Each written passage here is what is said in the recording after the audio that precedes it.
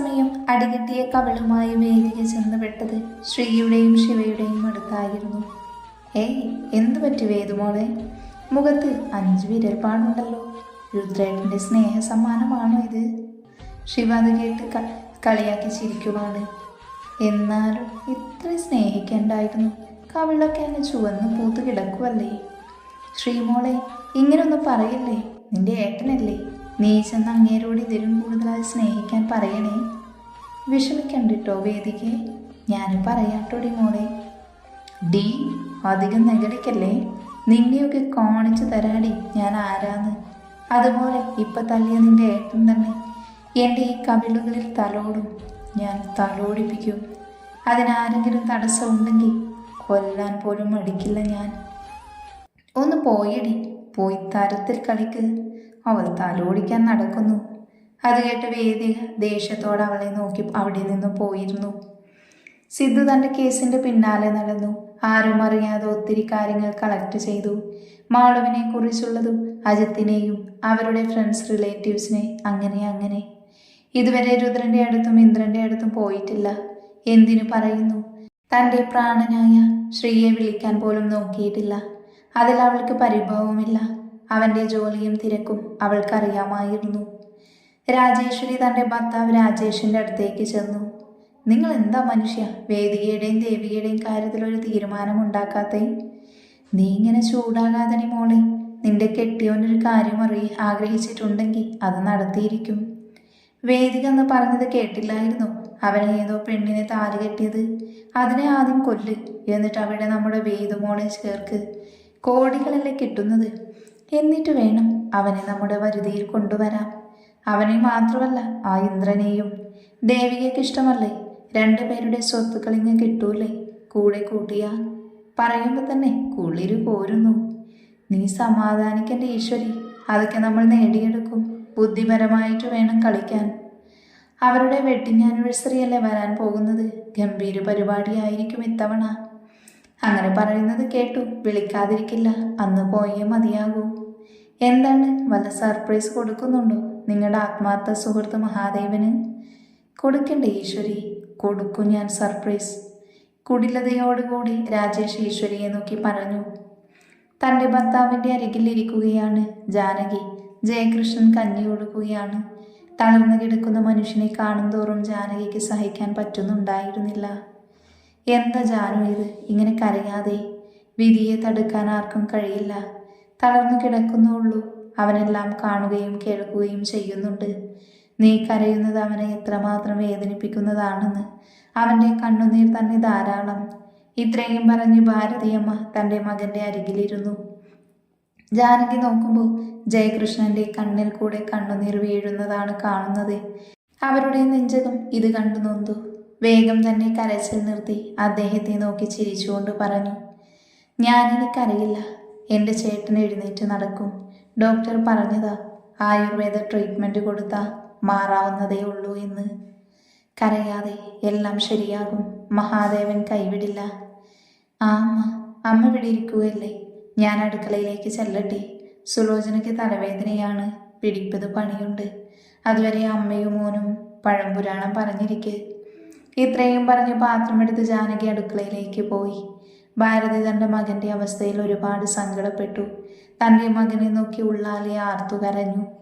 എൻ്റെ മോനെ, നിന്നെ ഈ അവസ്ഥയിലാക്കുകയും നിന്റെ പെങ്ങളെയും അളിയനെയും അവരുടെ കുഞ്ഞിനെയും കൊല്ലാൻ നോക്കിയത് ആരാന്ന് ഈ അമ്മയറിഞ്ഞു.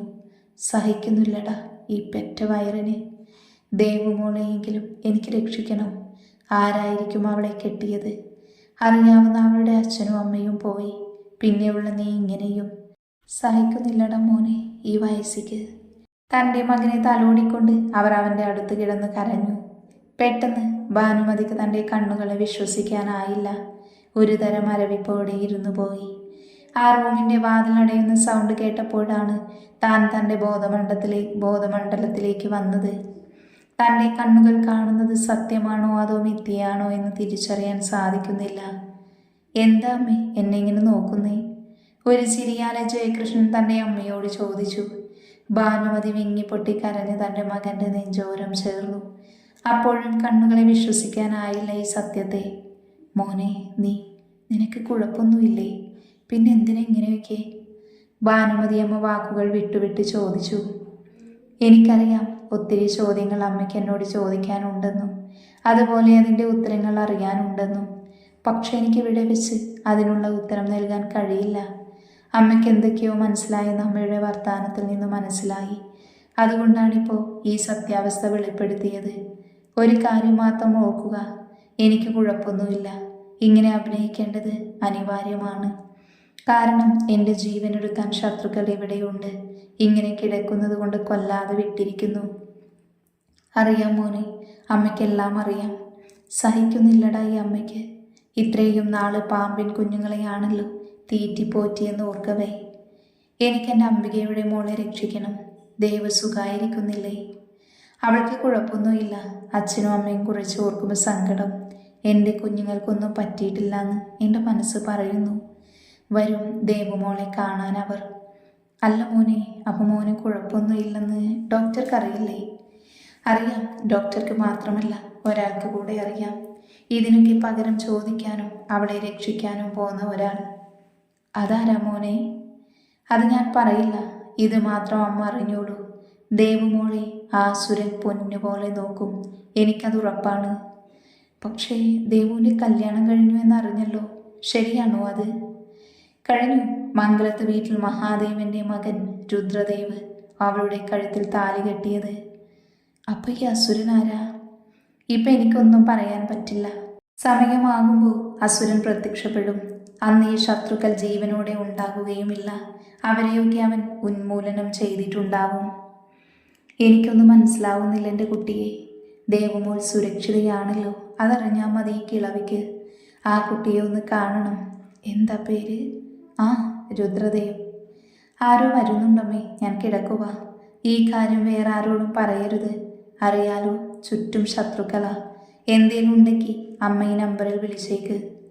ഭാനുമതിയുടെ കയ്യിലേക്ക് ഒരു പേപ്പർ കൊടുത്ത് ജയകൃഷ്ണൻ അനങ്ങാതെ കിടന്നു, തളർന്നു കിടക്കുന്നവരെ പോലെ. ഭാനുമതി അമ്മ വാതിൽ തുറന്നതും ജാനകി അവിടേക്ക് വന്നു. അവർ തൻ്റെ മുറിയിലേക്ക് പോയി. ആ പേപ്പർ നോക്കിയപ്പോൾ കണ്ടു ഫോൺ നമ്പറും ആളുടെ പേരും. അസുരൻ എന്നായിരുന്നു.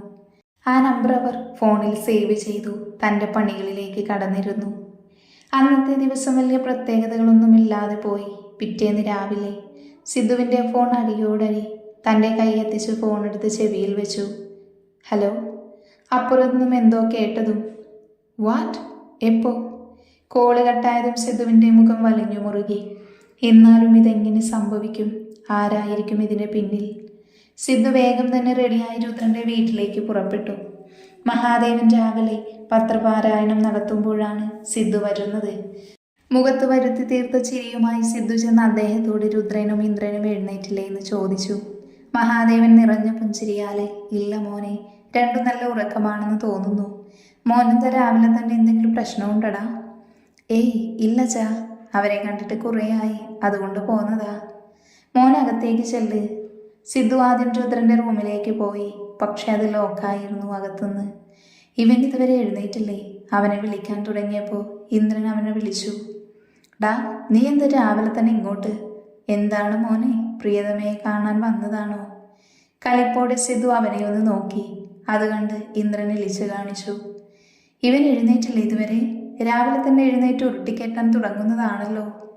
ഇന്നലെ ഫയലൊക്കെ നോക്കി ഒത്തിരി വൈകി കിടന്നത്. അവൻ പുതിയ വർക്കിൻ്റെ പിന്നാലായതുകൊണ്ട് വൈകിയാണ് കിടന്നത്. നീ ഇവനെ വിളിച്ചേ, എനിക്ക് ഇമ്പോർട്ടൻ്റ് ആയിട്ടൊരു കാര്യം പറയാനുണ്ട്. ഇന്ദ്രൻ വാതിലിൽ കൊട്ടി അവനെ വിളിക്കാൻ തുടങ്ങി. കുറച്ചു കഴിഞ്ഞ് വാതിൽ തുറന്ന ഇന്ദ്രൻ കലിപ്പിൽ അവരെ രണ്ടുപേരെയും നോക്കി. എൻ്റെ പൊന്നു മോനെ, എന്നോട് ചൂടാവല്ലേ, ഇവൻ പറഞ്ഞിട്ട് വിളിച്ചതാ. തൻ്റെ അടുത്ത് നിൽക്കുന്ന സിദ്ധുവിനെ ചൂണ്ടി പറഞ്ഞു. നീ എന്തേ രാവിലെ തന്നെ? എന്തു പറ്റിയടാ, മുഖമൊക്കെ വല്ലാതിരിക്കുന്നേ? വാ പറയാം. ഇന്ദ്ര, നീ വാതിൽ ക്ലോസ് ചെയ്തേക്ക്. അങ്ങനെ അവർ മൂന്നും രുദ്രൻ്റെ റൂമിലിരുന്നു. എന്താടാ കാര്യം? അജിത്തിൻ്റെ ഫാമിലി മിസ്സിംഗ് ആണ്. വാട്ട്? രുദ്രനും ഇന്ദ്രുവിനും ഒരുപോലെ അലറി. ഞാൻ പറഞ്ഞത് കാര്യമോ? എവിടെയോ എനിക്ക് പിഴച്ചു. ഞാൻ അന്വേഷിക്കുന്നത് ആരോ അറിഞ്ഞിട്ടുണ്ടെന്ന് തോന്നുന്നു. എല്ലായിടവും അന്വേഷിക്കാൻ പറഞ്ഞിട്ടുണ്ട്. പക്ഷെ ഇത് വേറെ ആർക്കും അറിയില്ലല്ലോ. പിന്നെ എങ്ങനെ പുറത്തറിയും? അറിയില്ലടാ, രഹസ്യ അന്വേഷണമാണ്. വിശ്വസ്തരോട് മാത്രമേ പറഞ്ഞിട്ടുള്ളൂ. ആരൊക്കെയുണ്ട് നിന്റെ കൂടെ അന്വേഷിക്കാൻ? ഞാൻ, പിന്നെ അബി, കിഷോർ, അലക്സ്, പിന്നെ രവിചേട്ടൻ. ഇവരൊക്കെ വിശ്വസിക്കാമോ? അതേടാ, അബിയും കിഷോറും അലക്സും എൻ്റെ കൂടെ ട്രെയിനിങ് ഉണ്ടായിരുന്നവരാ. ഞങ്ങൾ ഒരുമിച്ച് പല ഡ്രഗ് കേസും തെളിയിച്ചിരിക്കുന്നു. പിന്നെ രവിയേട്ടൻ ഇവിടെ ഉള്ളവരിൽ പാവം വിശ്വസിക്കാൻ പറ്റുന്നതും അങ്ങേരെയാണ്. മാത്രമല്ല അയാളുടെ വീടിൻ്റെ ഏരിയയിൽ തന്നെയാണ് ചേട്ടൻ താമസിക്കുന്നത്. എനിക്ക് വേണ്ടി കുറേ ഡീറ്റെയിൽസും അദ്ദേഹം കളക്ട് ചെയ്യുകയും തരികയും ചെയ്തു. ടെൻഷൻ ആകാതെ നീ, അവർക്കൊന്നും സംഭവിക്കില്ല.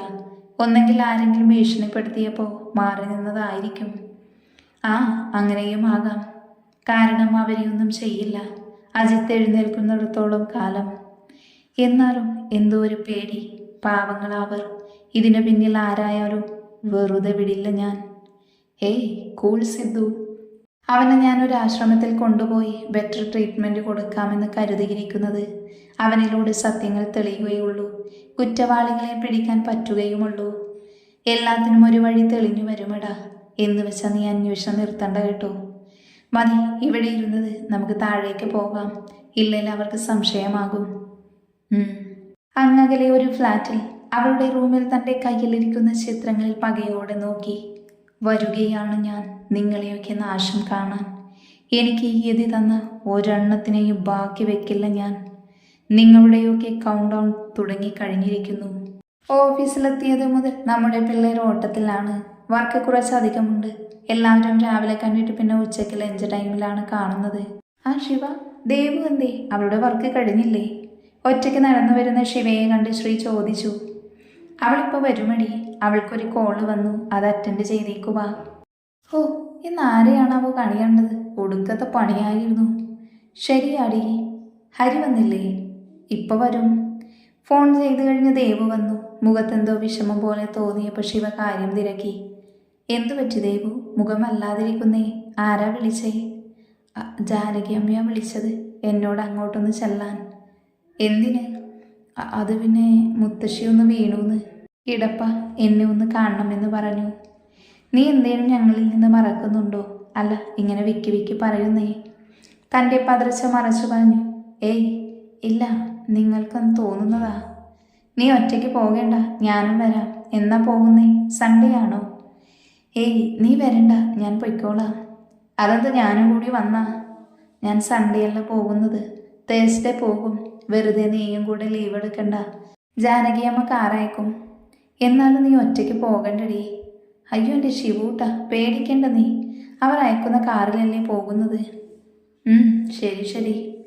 അങ്ങനെ ലഞ്ച് കഴിഞ്ഞ് അവർ ക്യാബിനിലേക്ക് പോകാൻ നിൽക്കുമ്പോഴാണ് രുദ്രൻ വരുന്നത്. ദേവ് രുദ്രനെ നോക്കിയെങ്കിലും അവൻ നോക്കിയല്ല. മാത്രമല്ല ആള് നല്ല ദേഷ്യത്തിലാണെന്ന് തോന്നുന്നു. മുഖമൊക്കെ ചുവന്നിരിക്കുവാണ്. അങ്ങനെ അവൾ ക്യാബിനിലേക്ക് പോയി തൻ്റെ വർക്കുകൾ ആരംഭിച്ചു. ദേവ് ക്യാബിനിൽ ചെല്ലുമ്പോൾ മുതൽ വല്ലാത്തൊരവസ്ഥയിലായിരുന്നു. രുദ്രൻ വന്നു അതുപോലെ പോവുകയും ചെയ്തു. കയ്യിലെന്തോ ഫയലുണ്ടായിരുന്നു. തനിക്ക് വന്ന കോള്. ആദ്യമായി തൻ്റെ ശിവയോട് നുണ പറഞ്ഞു. വേറെ വഴിയില്ല ശിവ, നിങ്ങളുടെ ജീവനും ആപത്താകുകയുള്ളൂ. ഞാൻ കാരണം ആർക്കും ഒന്നും സംഭവിക്കരുത്. പോയേ മതിയാകൂ എനിക്ക്. ദത്തേട്ടൻ മനസ്സിൽ വിചാരിക്കുന്ന കാര്യം ഒരിക്കലും നടക്കില്ല. ഞാൻ അവിടെ എത്തി എല്ലാവരും സേഫായി എന്നറിഞ്ഞ ആ നിമിഷം ജീവനൊടുക്കും. അവൻ്റെ കയ്യാൽ ഒരു താലി ഈ ദേവുവിൻ്റെ കഴുത്തിൽ വീഴില്ല. തൻ്റെ കയ്യാൽ കണ്ണുനീർ തുടച്ച് മനസ്സിൽ പലതും കണക്ക് കൂട്ടി. ദത്തൻ പറഞ്ഞ കാര്യം ഒന്നുകൂടെ മനസ്സിലോർത്തു. ലഞ്ച് ബ്രേക്കിന് പോകുമ്പോഴായിരുന്നു കോള് വന്നത്. അതും മാമിയുടെ നമ്പറിൽ നിന്ന്. കോൾ എടുത്തപ്പോൾ സംസാരിച്ചത് ദത്തേട്ടൻ. ആ ദേവുമോളി, സുഖമല്ലേ? നിങ്ങൾ എന്തിനാ വിളിക്കുന്നത്? ഞാൻ നിങ്ങളുടെ നമ്പർ കണ്ടാൽ എടുക്കില്ലല്ലോ, അതുകൊണ്ടല്ലേ ആമിയുടെ വിളിക്കുന്നത്. എനിക്കിപ്പോൾ സംസാരിക്കാൻ സമയമില്ല. അതെനിക്കറിയാം. നീ ഇപ്പോൾ വെച്ചിട്ട് പോയാലേ നിന്റെ മുത്തശ്ശിയും ആമിയും അങ്ങ് പരലോകത്തെത്തും. മോളി, ഒന്ന് വാട്സപ്പ് നോക്ക്. ദേവ് തൻ്റെ ഫോണിലേക്ക് വന്ന വീഡിയോ കണ്ടതും, അയ്യോ പ്ലീസ്, അവരെ ഒന്നും ചെയ്യരുത്. ഞാനൊന്നും ചെയ്യില്ല. പക്ഷെ നീ ഞാൻ പറയുന്നത് അനുസരിക്കണം. അനുസരിച്ചില്ലെങ്കിൽ നിന്റെ മുത്തശ്ശിയും ആമിയും പിന്നെ നിന്റെ കഴുത്തിൽ താലി കെട്ടിയവനെയും ഞാനങ്ങ് തട്ടും. നോ, ഞാൻ അനുസരിക്കാം. അങ്ങനെ വഴിക്ക് വാ മോളെ. നീ മറ്റന്നാൾ ഞാൻ അയക്കുന്ന കാറിൽ വരണം, നമ്മുടെ കല്യാണം അങ്ങ് നടത്താൻ. നീ എന്നെ വല്ലാണ്ട് കൊതിപ്പിക്കുന്നു ദേവു. വഷളം ചുവയോടെ ദേവുവിനോട് പറഞ്ഞു അവൻ. പ്ലീസ് അവരൊന്നും ചെയ്യല്ലേ. നീ വന്ന ഞാനൊന്നും ചെയ്യില്ല. മറിച്ച് വരാതിരിക്കുകയോ വേറെ ആരോടും പറഞ്ഞ ഞാൻ പ്രവർത്തിക്കും. പിന്നെ എന്നെ മനസ്സിലാക്കാൻ വേണ്ടി ഞാൻ നിന്റെ രുദ്രൻ ചെറിയൊരു ഗിഫ്റ്റ് കൊടുക്കുന്നുണ്ട്. വൈകിട്ട് വരുമ്പോൾ അറിയും. പ്ലീസ് ഒന്നും ചെയ്യല്ലേ, ഞാൻ വരാം. അപ്പോൾ മറ്റന്നാൾ നമുക്ക് കാണാം. അല്ല, കാണണം. ഇത്രയും പറഞ്ഞ് ദത്തൻ ഫോണ് വെച്ചു. ദേവുവിനാകെ പേടിയായി. അതുകൊണ്ട് ശിവയോട് നുണ പറഞ്ഞത്. അതൊക്കെ ഓർത്ത് കണ്ണീരോടെ തിരിഞ്ഞതും നെറ്റിയിൽ ചെറിയ മുറിവോടെ രുദ്രൻ വന്നത്. അത് കണ്ടതും കണ്ണു തുടച്ചവൾ വേഗം അവൻ്റെ അടുത്തേക്ക് എത്തുന്നതിന് മുൻപ് ശ്രീ ഓടി വന്നവനെ കെട്ടിപ്പിടിച്ചു ചോദിച്ചു. എന്താ പറ്റിയേട്ടാ? ഇതെങ്ങനെയാ സംഭവിച്ചേ? ഒന്നുമില്ല ശ്രീമോളെ, ചെറിയൊരു ആക്സിഡന്റ്. അവളുടെ കവിളിൽ തട്ടിക്കൊണ്ട് പറഞ്ഞു. താൻ കാരണമാണ് രുദ്രന് ഇങ്ങനെ പറ്റിയത്. എന്തിനും അടിക്കില്ല ദത്തൻ. പോകണം, ഇവർക്കൊക്കെ ഒന്നും പറ്റരുത്. അന്നത്തെ വർക്കൊക്കെ കഴിഞ്ഞ് എല്ലാവരും പോയി. ദേവു എല്ലാവരോടും പഴയതുപോലെ സംസാരിച്ചു. നാളെയും കൂടിയുള്ളൂ ഈ കളിയും ചിരിയും. രാത്രി തൻ്റെ ബാൽക്കണിയിൽ നോക്കി അവൻ ദേഷ്യത്തോടെ അലറി. ഇല്ല ദത്ത, നിനക്ക് അവളെ കിട്ടില്ല. ഈ അസുരൻ്റെ അടുത്ത് നിന്ന് അവളെ നിനക്കൊന്ന് സ്പർശിക്കാൻ പോലും ആകില്ല. കണ്ടോ നീ, ഞാൻ വരികയാണ് നിനക്കുള്ള ആദ്യത്തെ ശിക്ഷയുമായി.